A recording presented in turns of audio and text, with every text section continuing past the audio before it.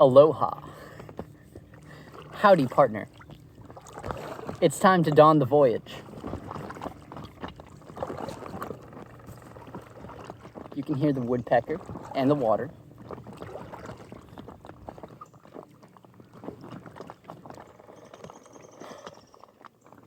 Om. Namaste. Welcome.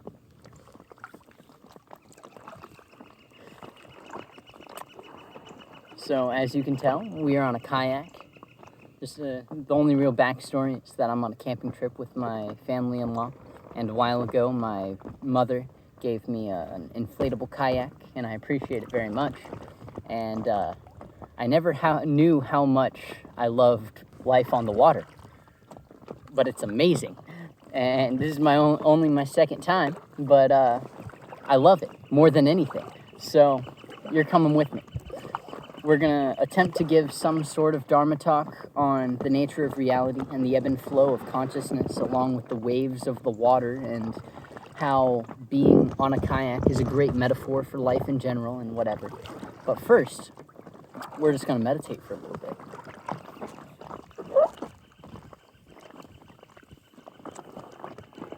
Got my earth hat on. I'm conflicted because I don't want half of my head to get sunburned, but I also want to see the sky. I don't want my vision to be clouded by this. Because, oh my gosh, it's so vast and open and expanse. And once we get past the initial part, I will show you what I'm seeing. Because what I'm seeing is far more beautiful than what you are seeing. We also brought ADHD's best friend along with us. So, I'm going to do my best not to get my phone wet or to drop my phone in the water. Hopefully that goes well. We will see. It's very experimental. There's no forethought into this. There's just nice experience, phone.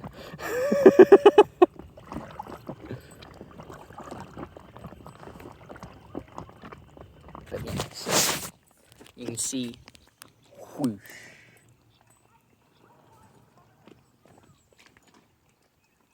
Now, hopefully, on this voyage, we're going to go over there, which I've never been there in my life. I've never even been here in my life, but I don't know where that is. But we're going to try to get over there and then just go on a random hike. So, bear with me. Yeah, I'm just going to stop talking.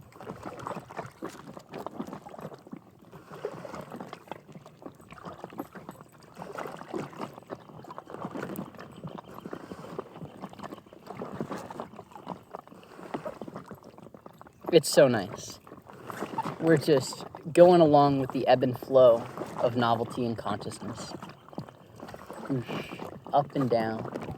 And just in the same way that this boat is not me, you know? This is our vessel for crossing from one shore to the other. This is how we do it. We can't do it on our own unless we've trained in that way very hard. I mean, Michael Phelps could probably make it. I'm not Michael Phelps.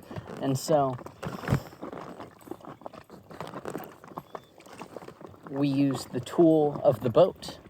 But just as I am not this boat, I am not this body. This body is merely the tool that I use to navigate the boat. And so we should not be too attached to our individual body. Because it doesn't matter whether I use this boat, a speedboat, a canoe, just a straight-up log that someone hollowed out that if it floats, it works.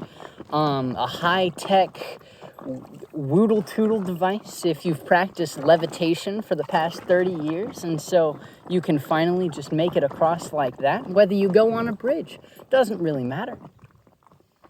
Shouldn't be attached. Because that's really...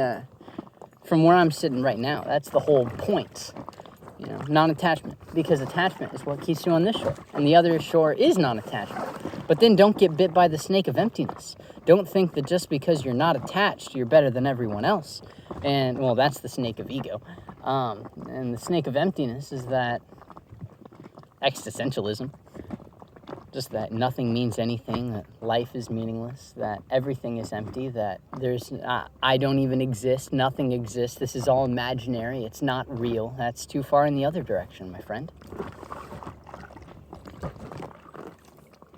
Whoosh. Whoosh. Is there any way for me to paddle like this? No. The answer is not yes. But it's so beautiful.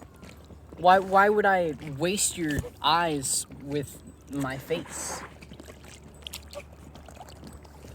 I should really invest. If I'm gonna take this whole YouTube thing seriously, I should really invest in like a camcorder and a microphone and stuff like that. But nah.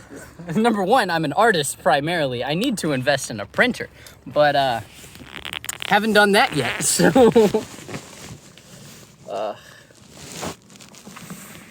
reality is dope.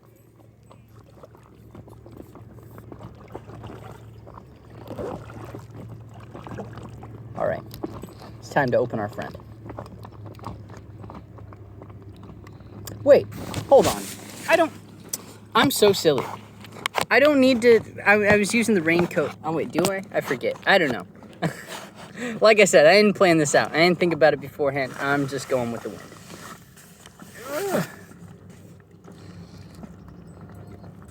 Whoosh. Boom. Yeah, I'm using a cup holder to hold you, so. But yeah, look at this. Just whoosh, whoosh. This is reality, my friend. That whole bullshit illusion of standing on sturdy Earth. Nah, dog. Earth itself is flying in space. There's no such thing as stability. And yet we can't say that there's no such thing as stability. Because even this is a form of stability.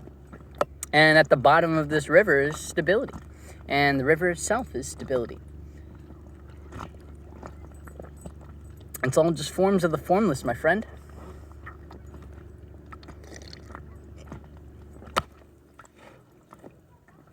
Whoosh. Yep. I really don't know how this is gonna go. I feel so bad for you. Because it's like, why is this there we go. Okay. Now we're cooking with gas. Why is this incompetent human the one? I'm not the one, number one. I'm just one of the trillions, so. And I say trillions rather than billions because billions is basically racist against all other life.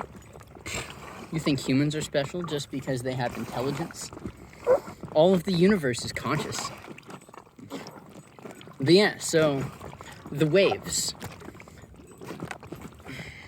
I really like, okay, so sneak peek. I at first I didn't think of my videos at all, and like I didn't plan them out. I just kind of, if I felt like recording, I would. And I'm still in that a little bit, but I'm also, now that I've been in it for a year or so, I have ideas of videos that I can make. And one of them is, I'm currently ordering all of Terence McKenna's books. I've been really into Terence McKenna recently, for no particular reason. Just, I remembered that he existed. I listened to a single 10-hour lecture and I was stuck. I was like, oh yeah, I forgot. But yeah, so I want to get his Grooveth On shirt and just give a Terence McKenna lecture. It's gonna be so great. I'm gonna talk about the time wave and, oh, it's gonna be amazing. But, hopefully. I don't know how that's gonna go. But, damn, I am really getting this thing soaked. But, yeah, the reason I bring that up is just because the time wave in general. I think it's just a genius idea, and in that video, I'm trying not to go into it deeply now so that in that video I can not be repeating myself, but the time wave was more than a theory about the universe is going to end in 2012. It's going to fold up and collapse and we can't imagine it. He himself was like, I didn't believe in it. Like, it's very entertaining. It interests me a lot. But he himself, he didn't, like, invest belief in anything. That was his whole real bit. But he was just a meme trader. And that's as far as I will go into Terence McKenna. But the time wave itself is an idea of all of time, all of human history especially, but all of time is a wave. Just imagine you have a rope, and then you went whoosh, whoosh, and so you have a wave, and then it ends, and that's all it is. But to us, it seems like, and you can really experience it where if you look at the evolutionary scale of things, human history is only a couple 100,000 years. That is a blink of an eye. Like, we're dealing with hundreds of thousands, hundreds of millions, hundreds of billions, like all of time. And so this, like, little, from the trees to space, that's just snap of a fingers type stuff. And I think that perspective, number one, deep, that just dives straight into Buddhism, because that's the perspective. Where in Taoism, there's a line in the Tao Te Ching where it says something to the extent of, you should see yourself as one part in a million billion or something like that. Like, you are simply one part of this grander whole, which is one part of a grander whole. And this is like the fractal view of the universe that I'm developing in general.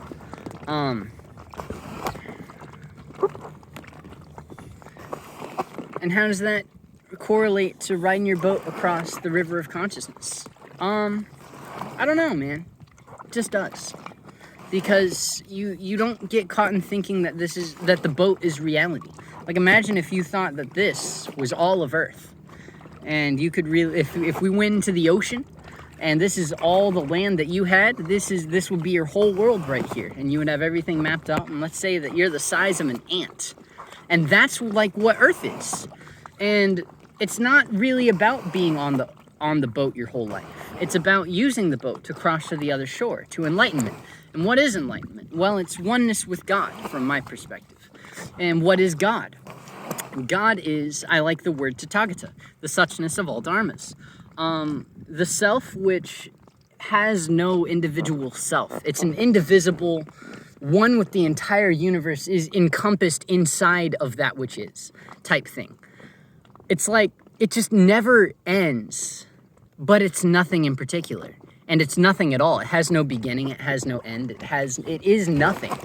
But it is nothing, that's the thing. But it's nothing, absolutely nothing. And that's the thing, you can never get your mind around it, no matter how hard you try, because it's not a mental concept, it's reality.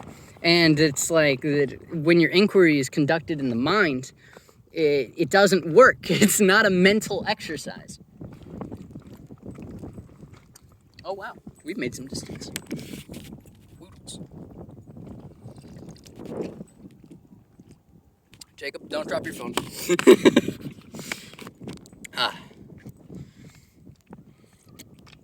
But distance is an illusion, because we went from one shore to the other shore, at which point you can walk for some distance, and now this is just a lake, and so it's not, like, there's not water on the other side of the island. I don't know, I've never been here, but I imagine that there's no immediate water, but you can walk straight until you reach the ocean, and then cross that shore, and then walk straight until you meet a lake, and then walk straight till you meet the land, and walk straight till you meet the ocean, and it just goes on. And then you can stop circling around the samsara of spherical Earth, and just go off into space, and then go from this galaxy to the next galaxy, and then that's just one shore. And so it's like that. It's going beyond, going thoroughly beyond, always becoming the Buddha, always becoming that which is, always gate paragate parasamgate bodhiswaha. I love that mantra so much. Hundreds of thousands of times. It's my Om Mani Padme Hum. Because Ram Dass, he'll talk about Om Mani Padme Hum. I see that as his mantra. I might be wrong, I don't know. Both of them are in B here now. But, he talks about, there's this place where you can go there and you can see etched into the wall are like thousands of years or hundreds of years or whatever, just people devoting their entire lives basically to just writing Om Mani Padme Hum, Om Mani Padme Hum, Om Mani Padme Hum, Om Mani. And for me, that's Gate Gate. Gate Gate Para Sam Gate Bodhi Swaha. Gate Gate Para Sam Gate Bodhi Swaha. Gate Gate Para Sam Gate Bodhi Swaha. Gate Gate Para Sam Gate Bodhi Swaha. And each one of them is a wave. And the wave arises, Gate, para Sam Gate, Bodhi Swaha. And it emerges back into the ocean from which it arose. I do not know whether I'm going to successfully make this voyage. Also, I want to get myself back here so that I'm not wetting up the entire thing. My phone is soaked right now. I didn't think this through at all. Tugs Red Bull. Hell yeah, my friend.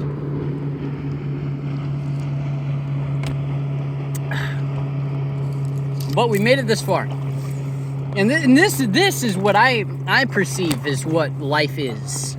Right here. Just so far away from either shore, you have no idea what you are, who you are. And this is what I see as human history. This is why I see this correlating to the time wave.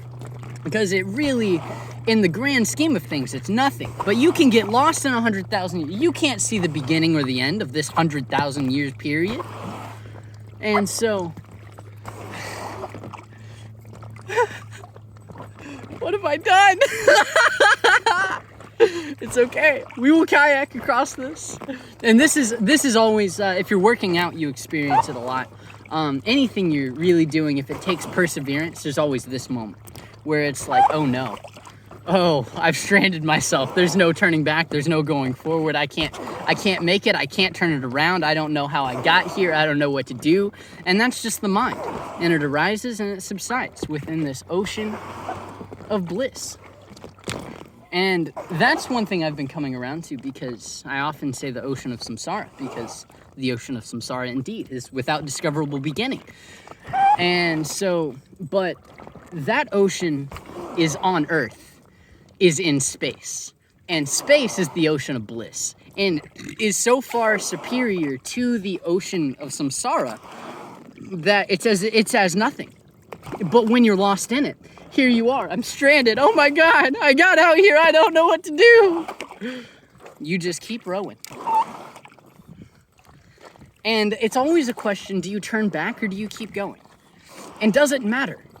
Because what's happening is where you come from, you represent that to where you are going. And so where you are going is like this alien land. And at one point, you must understand, at one point you arrived at where you were coming from right now. Because that is not me. I am me. And I've been this for 20 years. I haven't lived there for 20 years. I've never been there. But right now, that seems a lot like home. That's the campground. That's where my family-in-law is. That's where my girlfriend is. That's where everything I know is familiar to me, except this boat is. And so it's like, that seems like home. And that's the attachment that I'm talking about. You got to get rid of that attachment, because it's number one, it's spontaneous. It appears as permanent. It appears as though it really exists, that this is me, this is my home, this is where I come from. But no, it's not. You come from the self. You are the self. You are going to the self. There is no separation from God. Get rid of this idea. It's doing nothing but causing you suffering. There is no such thing as separation from there is no individual aside from the indivisible. Oh, this feels nice. This feels nice, my friend. I don't know why I keep saying my friend, but I do not take it back. You are my friend. Look at the cloud!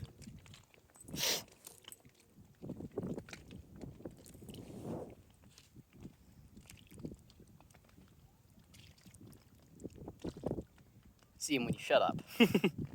This is what's happening. The waves are just carrying you along.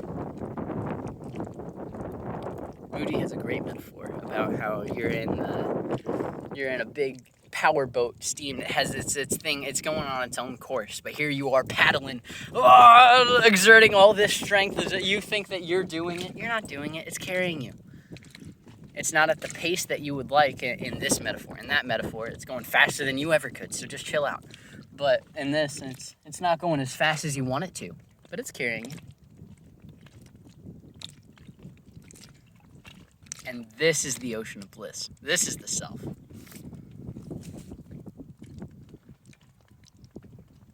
Absolute stillness. Yet if you define it as stillness, that's incorrect, because there's the waves. There they all are.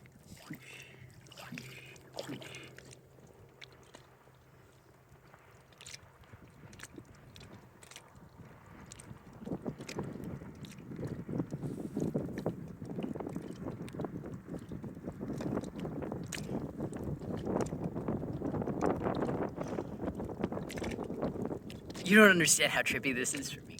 I live in Indiana. This is Indiana. But that doesn't occur. Number one, that's hilly. Like, it's not mountainy, but I've only seen a mountain once or twice in my life. In 6th grade, I went to California for a road trip to see my family. That was great, and so I got experience with mountains. And then a few times I went to West Virginia for 4th of July. That's my entire experience with mountains. And I want to be a Buddhist monk. Like, more a Christian monk, but Buddhist monk.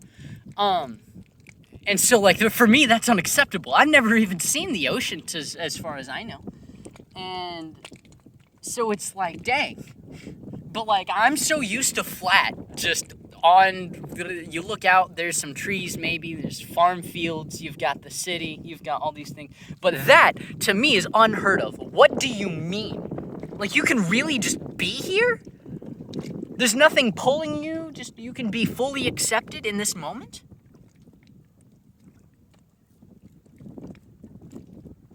And it doesn't have to end? The only end is your own conditions. If you think that you have something to go back to, if someone's going to call you, if something is going to, from your previous moment, is going to pull you back into that, then this has an end. But this in and of itself never ends. This has probably been here for 50, 100, 1,000, maybe, probably not 1,000, but it's been here for a long time. And I just am busy living my life somewhere else. And you don't know how annoying that is from my perspective. But it's like, I'm 20, and I've got to do my karma yoga first. I've got to get this shit out of the way. I can't just sit in the ocean of bliss forever. I can, but I have the body, I have the mind, this is the time in life where I should be doing something. And so I'm doing something. But it's like, I wish I could just move to a monastery so bad.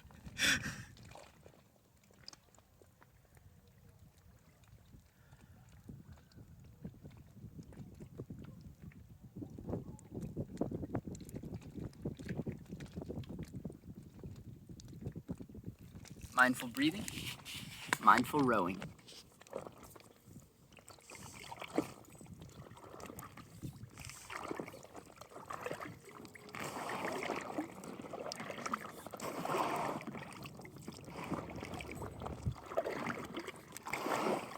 And the mind will arise and it will tell you the Loch Ness Monster is right underneath you and it's coming up and it's gonna eat you.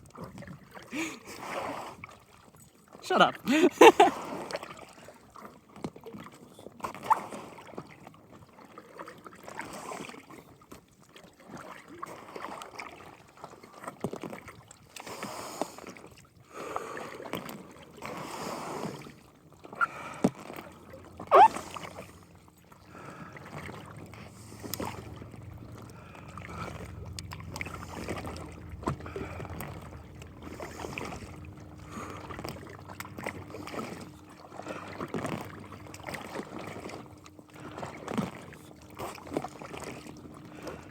I remember that previous moment where I was back there and I felt stranded, and it's like, oh no, it's infinite distance between either, there's no way getting forward or back. No, you just gate, paragate, parasamgate, bodhiswa.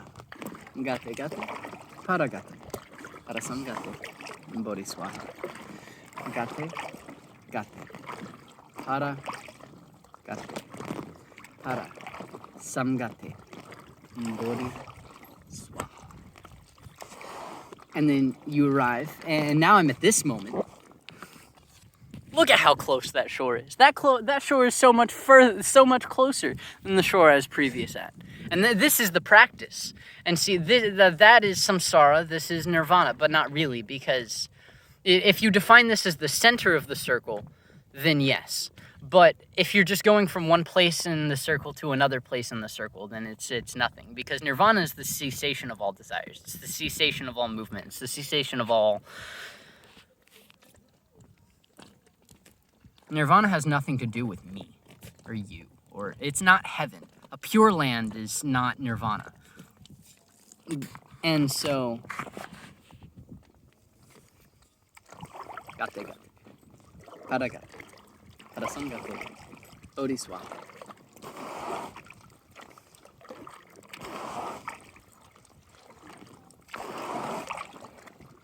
So and that's the thing, you have to do some effort in the beginning, and the effort really is only to counteract the effort that has already been put into putting you asleep. Like, you've been wandering for so long, trying to escape, trying to sense gratification, doing all these things. You have this idea of what reality is, and you got to live this life, and who am I? I am this person, and da-da-da-da-da. You have all these things. And so since that is already going on, and if you just stop doing anything, that momentum is already going to carry you in the same direction, in the same circle. You have to put some counter-force thing, and that's the practice. That is meditation. That is yoga. That is...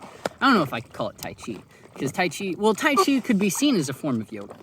I've never practiced Tai Chi. I want to get into Qigong. I don't know why I said Tai Chi. Qigong. I want to get into it. I'm just not at that state yet. I've tried, and it didn't happen, so I understand that it's not for me at this time. But you have to put in some effort into calming the mind, because the waves are so strong and so persistent. And the thing is, you, the one who wants the mind to be still, is the non-stilling of the mind, is a wave of desire. And what it is, it's the desire for freedom, which is the strongest of all desires. But to scratch that itch, you must renounce all other desires. Then you must renounce that desire and the one who desires it, and jump in with a leap of faith. And that's the hardest one. You have to jump straight into the void, non-self. You're dead. You're gone. No more you. Only God. And that's bliss. But if you're the ego and you don't want to die, and you think that you're going to die, so you have to put in this effort. You have to do the practice. You have to row the boat. But then after you've gotten the rowing, now you're so far away, the tethers of that place aren't even calling to me.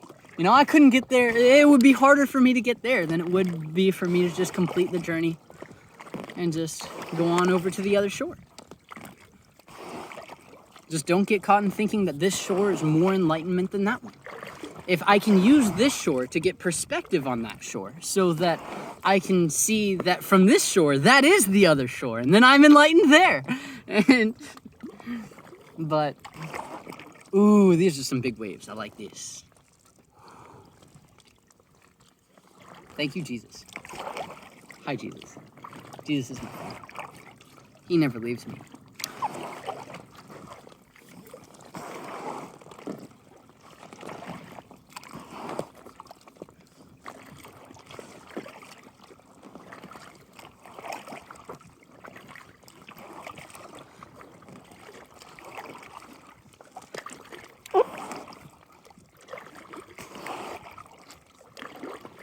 I would like to find a Christian monastery. The closest one I found is 2 hours away, and the other one, I already told you I'm in Indiana, and then the one Thomas Merton lived his life in, and he was personal friends with Thich Nhat Hanh. So that calls to me, and that's in Kentucky, so that's one of the neighboring states. So I'm actually not too far away from that one. I just can't live in that one because I have a job and a life and a love and all of these things, and so I have to maintain this. But it's not out of the realm of I can visit that. I can go on trips to that. Like, it's closer than Sahaja, which is Muji's place, which I would love that. But like, that's a vacation once a year type thing.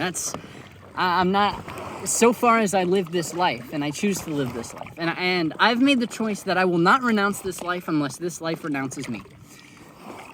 I am open to becoming a monk and fully dispassion and all of that, but so long as that's just a desire in my mind and I'm trying to cross to that shore, it's not what it's about. Like this, if you're not happy, Ram Dass said, if you're not happy in Chicago, you're not going to be happy in New York, or you're not going to be happy in, like, wherever you go, because because it'll feel nice at first to get away, to find somewhere else. I think New York is a strange metaphor, and New York seems pretty busy to me. I think it should be more like Hawaii, because you think that all your problems are going to be gone when you move to Hawaii, and maybe they are, I don't know. But, and that's the thing, they are, so long as you do not create them. But if the problem is still in you, if your mind still arises so persistently, if you want to get out of this place, out of this shore, so that you can go to the other shore, and then you pursue that just as another desire, then you're still trapped in the game. And so it's better just to play the hand that you were dealt, ride it out all the way, and then when it's completely over and you are free and you've done all your work, there's nothing more that's gonna pull you. Because there is the side of laziness. There's the escape thing. And you can't just escape all your problems by going to a retreat. You can go to a retreat, get your taste of heaven, but you have to come back.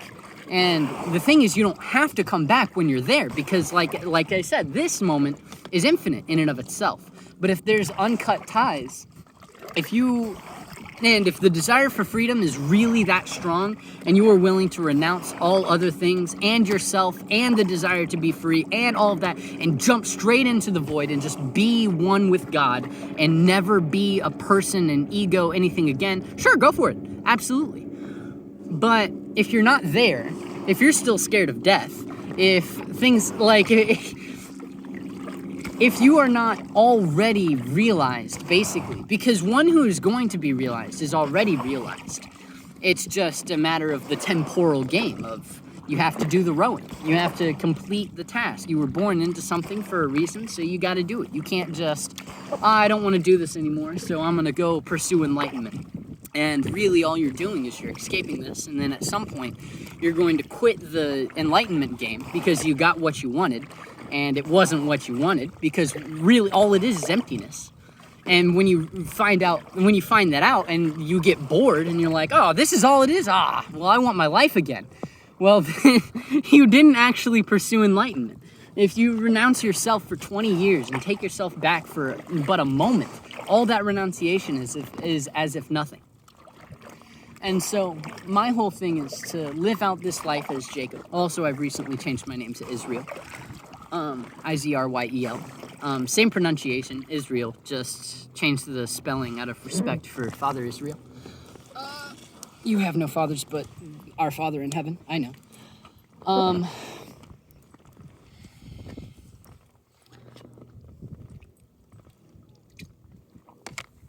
yeah, my goal is to live out this life because I have a girlfriend. Hopefully you'll be able to meet her. She's nothing like me. She cares not at all about that. It's not that she doesn't care at all. It's just her mind doesn't drive her constantly to figure out the secrets of the universe and to understand why I'm here and to pursue some purpose and to be one with God or anything. She's just kind of completely content just being a person on earth, living, breathing. And I consider her like a true Taoist, a true Zen master. So far beyond the idea, she's transcending, just without even trying. She's like, it's just not in her realm of experience, and it's not a negative thing. And if I'm so attached to trying to pursue enlightenment and I need a monk buddy, like then it becomes frustrating. But if I just let that go, she's already one with the universe, and it's like, oh, okay. Like Ram Dass says, if you know how to listen, everyone's your guru. And it's like that thing.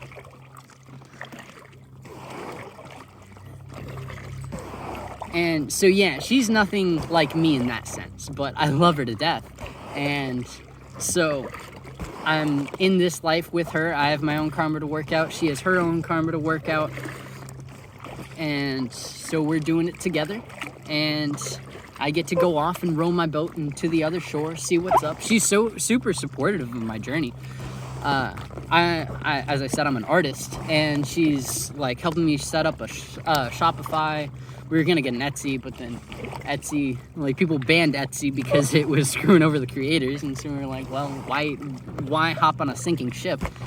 And so, but yeah, she's super supportive of me as an artist. She's the one who originally suggested that we take a vacation to either Jamaica or Sahaja so that I could see Muji, and just like that, it's like, oh my God, thank you, because it doesn't interest her in that way. But the fact that she would be willing is just so kind. And because of that, I see no reason to leave. I see no reason to renounce this life and to be a monastic. When I'm 60 years old, I can do that. Like, and I have infinite, like, let's say I don't get enlightened in this lifetime. This isn't my last body. And say I'm a stream enterer or a once returner. Okay, cool, I can be a monastic in my next lifetime. And all the Christians just straight up, oh my gosh, reincarnation! It's like, no, it's the reincarnation of the mind, not the soul, buddy. And that is ever one with God. There is no separation. But the mind reincarnates. The mind wants things, and it clings to things, and it suffers, and it does all these things. And so in this way, in the way that I described that this is all a dream, I'm going to wake up, then I'm going to go back to sleep and have another dream, then I'm going to wake up, and really when you wake up, you're in heaven. You are one with God. You are God. You see that all things are God. You see that there is no separation from God. You see that all reincarnation is just waves on the ocean of God. And are the waves separate from the ocean? No. It's only an imagined separation. It's this game. It's this play. It's this dream. It's this whatever.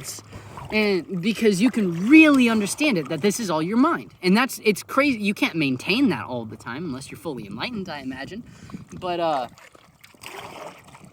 you can see it, because if I go to sleep and then I want to have a dream where I'm a tree and I can live a whole lifetime as a tree, and if I want to live a life where I'm a frog, I can be a frog. If I want to be a bird, I can be a bird. If I want to be a plant, I can be a plant. If I want to be a planet, I can be a planet. If I want to be an atom, I can be an atom. If I want to be the universe, I can be the universe. If I want to be God, I can be God. If I want to be Jacob, I can be Jacob. If I want to be Israel, I can be Israel. If I want to be Nina, I can be Nina. If I want to be my worst enemy, I can be my worst enemy. If I want to be Jesus, I can be Jesus. If I want to be Hitler, I can be Hitler. If I want to be Gandhi, I can be Gandhi. If I want to be Ram Dass, I can be Ram Dass. All of that is one. And so the mind is the only differentiation. And that reincarnates because it is born and it dies. But God was never born, and God will never die. And you are one with that.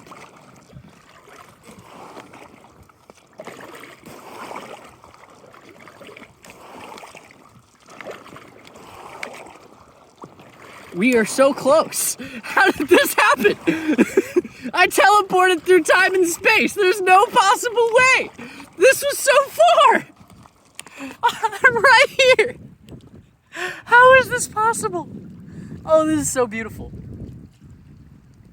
Oh, thank you, Jesus. All right. And now the waves are just carrying me along. I don't need to do nothing.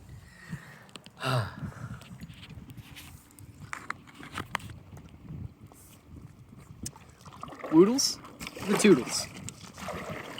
Gate, hara,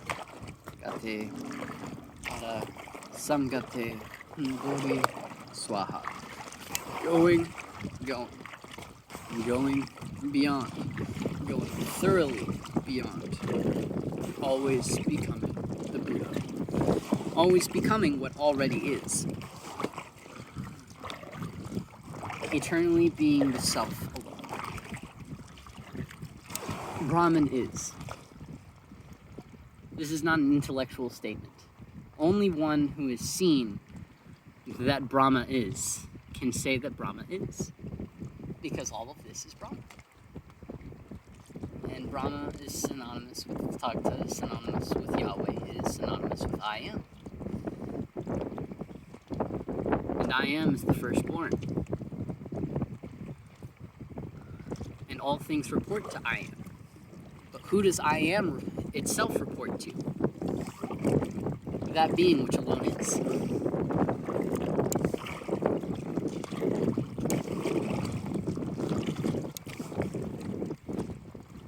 And in one way, it's all just mental games. But in one way, 3 years ago, I couldn't have said those things. I couldn't have possibly known what they meant. And by sheer repetition, I've got it. Somehow, some way.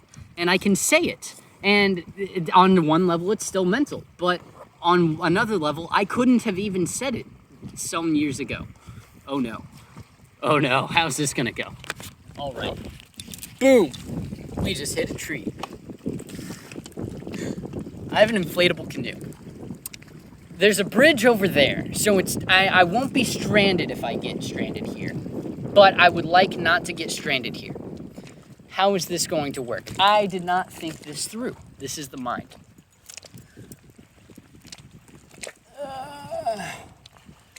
We're just gonna go where the waves take me.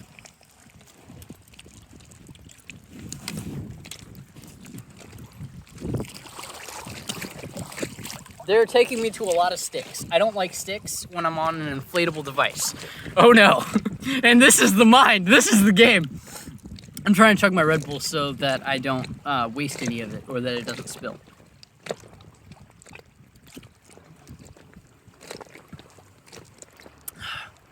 My brain's gonna be on fire.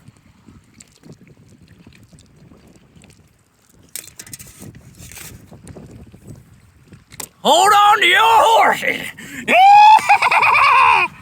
Hi.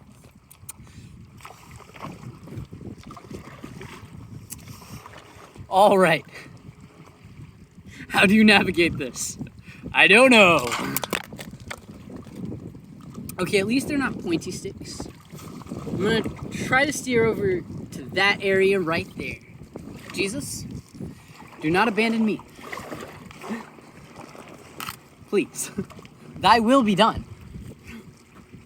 But I do not perceive that it would be your will to abandon your child. So, be with me, give me strength. Thank you, Lord. Oh, majestically, without a hitch. Oh, perfect, thank you. See, that's what trust in the Lord does. The question is how to force trusting the Lord, and it doesn't work like that. And then you get stuck in a thought loop that you're actually stuck in it because there's no way out from that perspective because it's in the wrong frame. You can't force grace. But when you're in an immediate suffering and you want grace, there's nothing you can do, and it just goes on. But the key is to still the mind. And that's it. And then there's no separation from grace. All of this is grace. If you turn all things into well-being, no matter where you are, heaven, hell, earth, samsara, nirvana, no matter what, it is all just, number one, it's the play of life. This all belongs to earth. Any phenomenality is not the reality, because the reality is unchanged, unaffected. It exists in space, beyond space. All of this is within that, and there's no separation from it. So that's untouched. Couldn't be touched. There's nothing to touch. And so realizing that, you could be in hell and you can see that it's nothing but there's a word from the Psalms that I really like. Recompense of the wicked? I think it's that. Yeah, you will look on and see nothing but the recompense of the wicked, or something like that. Putting on my shoes.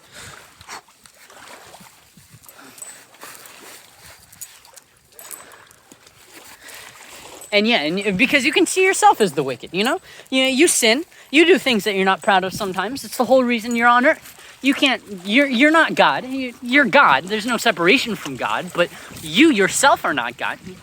You, your individual self, is not God. And so,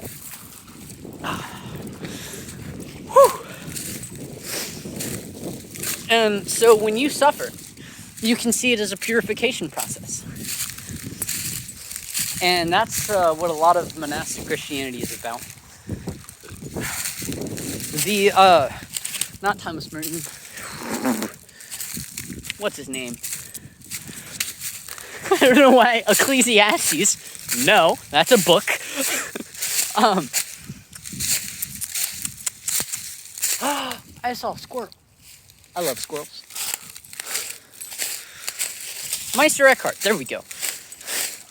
Meister Eckhart wrote a book called something, and it's basically just how to view suffering in such a in the right context, basically.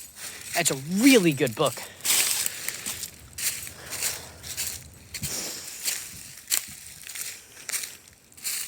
Flowers. Look at the flowers. Can you see them? Okay, yes, you can.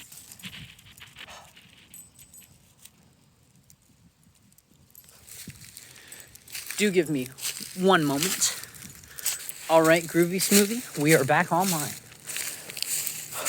Thorn, hello. I love this.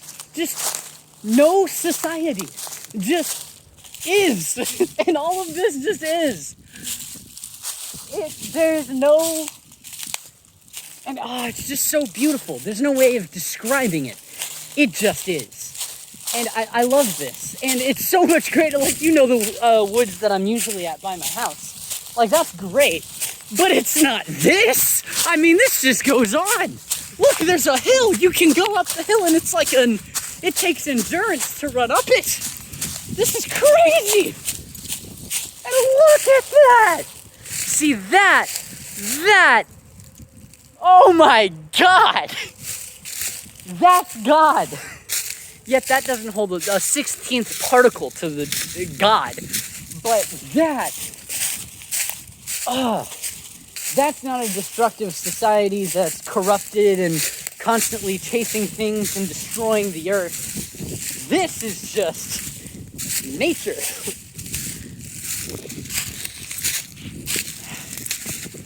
And I really do think, back to Terence McKenna a little bit, the archaic revival, I think he's spot on. Viewed through a Christian context, what we should be focused on is creating the Garden of Eden everywhere. This earth is the source of all life. If we want to move and do our technology and raping the earth type stuff and just using raw materials and do all of this thing that we're doing, we should invest on getting into other planets first, so that we don't have the heart and soul of all life, of all known life in the universe, to be where we extract the oil and throw it into the environment and create global warming and just screw up the oceans and the chemical balances that have been set up for thousands of millions of years, far before humans were even a thought. This has all been going on forever, but we're just like screwing it over because of our own egoic game, and that's not fair at all. And the thing is, we don't even realize, if we were just to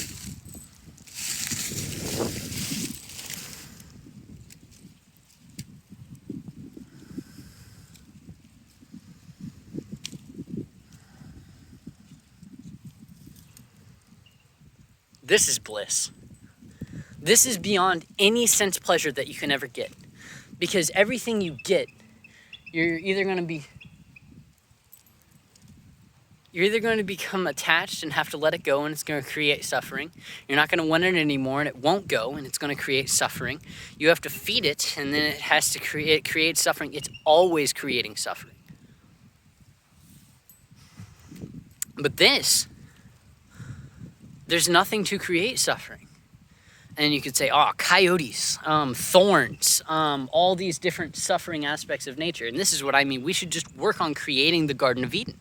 We should make everything this, because your life is not better than this. And all of advertisement, you can't make money off of that message. So all of advertisement is convincing you otherwise. And if you're raised in this environment from childhood, seeing commercials on TVs, you want McDonald's, you want this, that, you want the new bestest car and the computer with the newest gadgets and the games and look at this flashy thing and and it's just moving faster and faster and faster. And it's like, that's not what we were designed for. This is where we are happiest. And I promise you, and I'm not even going to say that's true for everybody. But if it were true for more people, we would have less problem. Oh my God, it's a hawk or an eagle or something.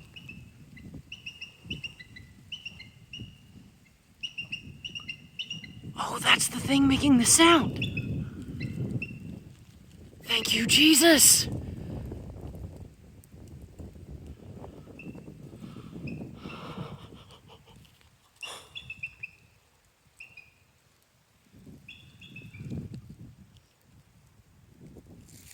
Oh my God. Oh my. That is such a deeper, more primal, more blissful experience. And it's just so, doesn't it? It's just like, oh, here we go. It's just a bird. You know how many birds there are? But there it is. And it's just, that is so far beyond any of this game stuff. And the game stuff is fine, so long as it's not destroying this. And it is. And that's why it's a problem. If it wasn't a tumorous cancer on the side of Mother Earth, like, it wouldn't be that big of a problem.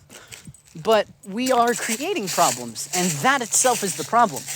And we need to be devoting way more attention to this, to understanding that this is such a deeper and more happy and natural experience than what we've been doing for thousands of years.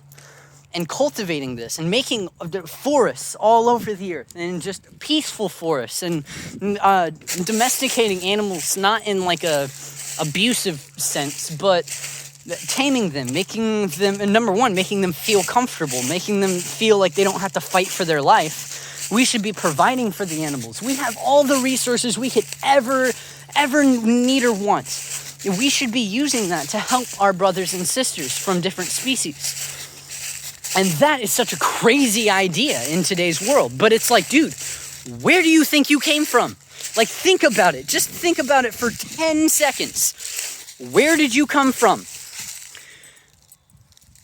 Your mother and your father, where did they come from? Their mother and father. How far does that go back? Well, scientifically, it goes all the way back to the apes and single-cell organisms. And spiritually, it goes back to whatever the spirit. There's a lot of spirit, but Christianity, it goes back to the Garden of Eden, where we are all the one. And it's either God or the universe. Choose one. God, the universe, the self. Or, I don't know, the universal being. And there's infinitely different ways to say it. In the same way that if you have a rainy day and then the clouds part, and so the sun shines through each of the water droplets. You can see it if you're driving in the rain. Through each of the water droplets, you can see the whole scene, all of this. If you had 100 cameras from different perspectives, you would see the exact same thing 100 different ways. But now you can, let's change the raindrops to balls of mercury, and then let's change it to funhouse mirrors, and let's add filters on it. Let's, red, orange, yellow, green, blue, purple, big, small, stretched out, focused on different elements, That's the mind. But the mind is interpreting the same thing. This is a field of information. And it's just...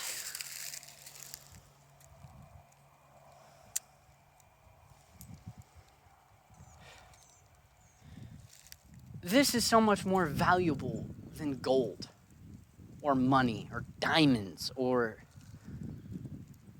video games, or enterprises, or... Because $1 trillion couldn't buy this. And what is this? Free oxygen. Do you know what you need to breathe? Oxygen. Do you know what happens if you don't have oxygen? Death. You want to die? Cultivate this. And that is love. This is love. It's just...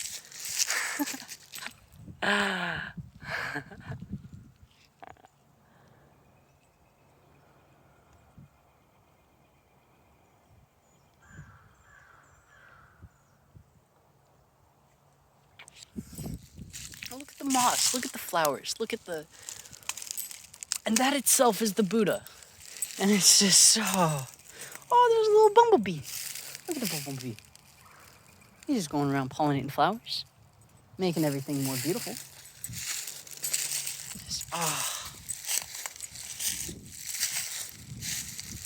I have arrived. I am home. I have arrived. I am home. Yes. Yes. Yes.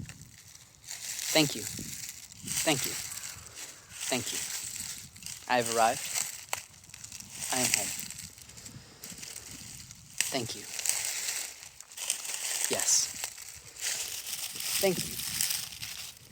Yes. I am home. I have arrived. I am free.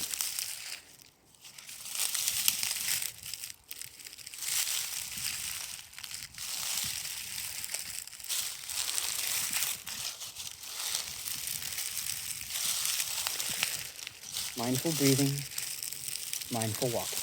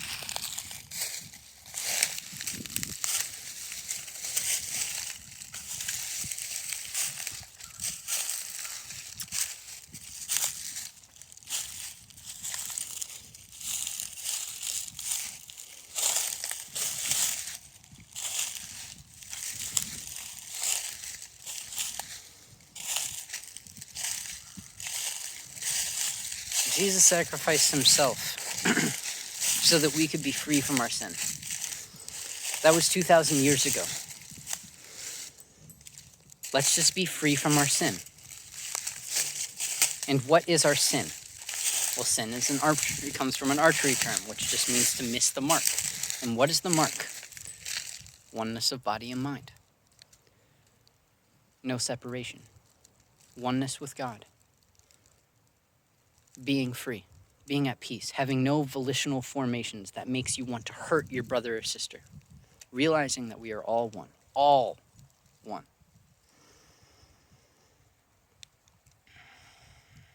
And living in joy and peace. And becoming this so that we can spread this.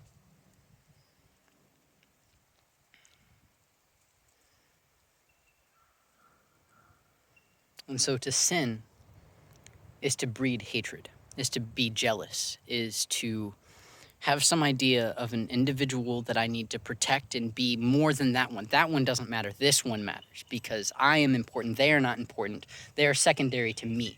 I am, fuck that bird. I'm going to shoot that bird so that I can eat it. That's the ego. That's the mind. That is sin.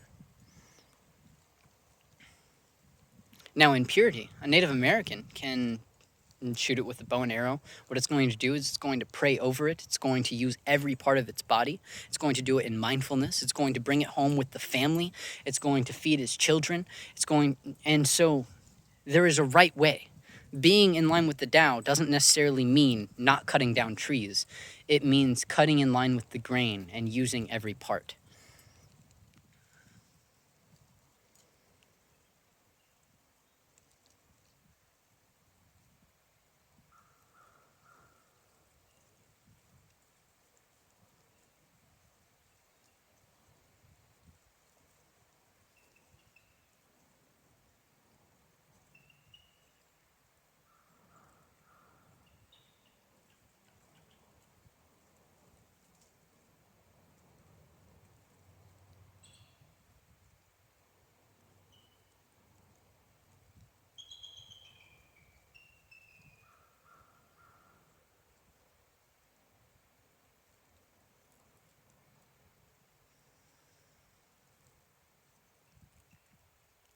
And understand that I am more happy here than I am doing anything that makes me happy. Because this doesn't make me happy. This itself is peace, which is experienced as love, which is joy.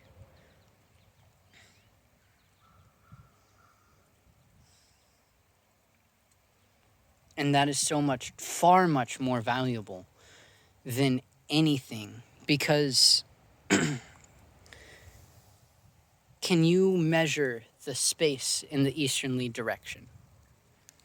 What about the west, north, south? Can you measure how much space there is? And can you?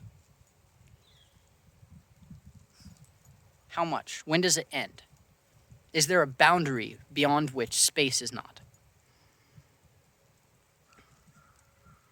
Especially keeping in mind that inner and outer space are exactly the same.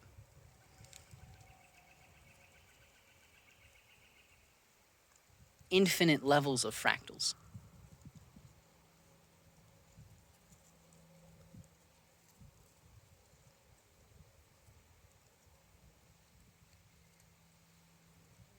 Can you measure it? No, it is immeasurable.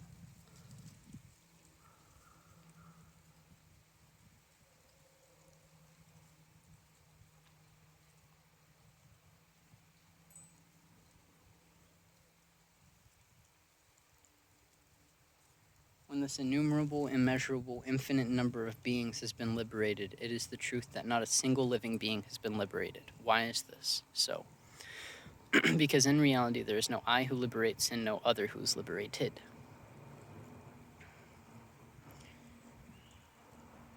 Imagine the Ganges River. Imagine how many grains of sand would be in the Ganges River. Imagine if all of those grains of sand contained their own Ganges River. How many grains of sand would be in all of those Ganges rivers? How many grains of sand would be in all of those Ganges rivers? That is some finite amount. This is infinite. This is beyond that. And this is indistinguishable from this, from that, from you. This is that. That is this. Thank you.